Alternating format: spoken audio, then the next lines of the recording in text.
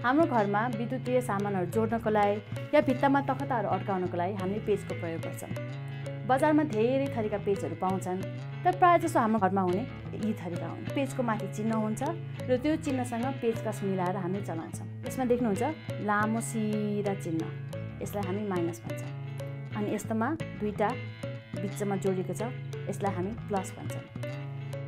यो चिन्हमा हाम्रो पेचकसको टुप्पो छिराएर घुमाउँदै हामी पेचकस चलाउँछौँ।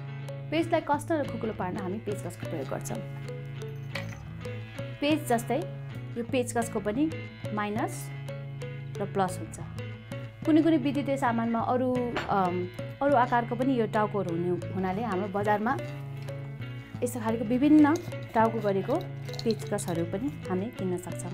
तपाईँले आफ्नो लागि घरमा पनि एउटा पेचकस लिनुहुन्छ भने यस खालको फेरबदल गर्नेवाला लिए भने सजिलो पनि हुन्छ अनि फाइदा पनि हुन्छ। हामीलाई दुईटा लिनु परेन, एउटैले काम चल्यो।